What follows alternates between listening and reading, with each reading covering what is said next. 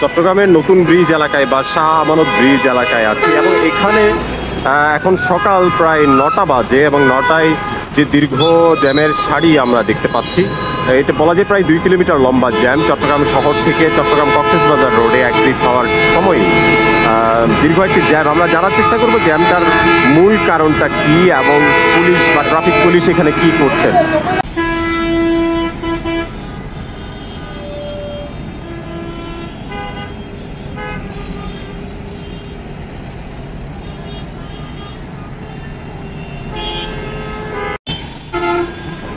যেমনটা দেখতে পাচ্ছি ব্রিজের উপরটাই তেমন কোনো জ্যাম নেই। এই জ্যামের মূল কারণটি হচ্ছে এখানে যে বড় একটি মোড় করা হয়েছে এবং এখানে যে বাসগুলি আছে যাত্রীবাহী বাস, সেগুলো হচ্ছে রাস্তার ধারে রাস্তা দখল করে, বলা যায় এক প্রকার দখল করে দাঁড়িয়ে থাকার কারণটাই হচ্ছে এখানে দীর্ঘ যে জ্যাম শুরু হয়েছে সেটির পিছনের মূল কারণ।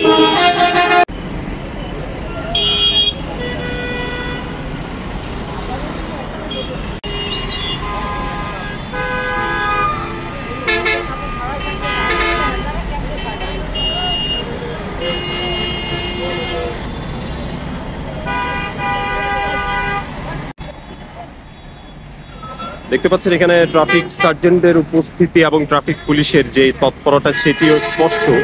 এরপরও কেন এখানে রাস্তার পাশের যে বাসগুলো সেগুলো দাঁড়িয়ে থাকে এবং সেগুলোকে কেন কন্ট্রোল করা যায় না সেটি আমরা দেখার চেষ্টা করছি। এবং এই জায়গাটি যে জায়গাটি দাঁড়িয়ে আছি সেখান থেকে সামনের অংশটুকু বলা যায় পুরোটুকু প্রায় খালি। তো জ্যামের যে মূল কারণটি আমরা এখানে খুঁজে পাচ্ছি সেটির প্রধান কারণ হচ্ছে রাস্তার পাশে বাসগুলো পার্ক করে থাকা, বিভিন্ন মহাসড়কগামী বাসগুলো পার্ক করে থাকাই এখানকার মূল কারণ। সাধারণত আমরা এখানে ট্রাফিক পুলিশের যে উপস্থিতি সেটি এখানে সরব বলা যায়। বেশ কয়েকজন ট্রাফিক সার্জেন্ট সহ ট্রাফিক কর্মকর্তাদের উপস্থিতি আমরা দেখতে পাচ্ছি এবং এখানে যে যান চলাচলের যে নিয়ন্ত্রণ সেটি এই মুহূর্তে ট্রাফিক সার্জেন্ট এবং কর্মকর্তাদের দিয়ে চেষ্টা করা হচ্ছে সচল করার জন্য। আমরা দেখে এসেছি পিছনে দীর্ঘ প্রায় 1-1.5 কিলোমিটারের একটি জ্যাম বা তারও বেশি জ্যাম এখন আছে চট্টগ্রাম শহর থেকে চট্টগ্রাম কক্সবাজারে এক্সিট করার সময়।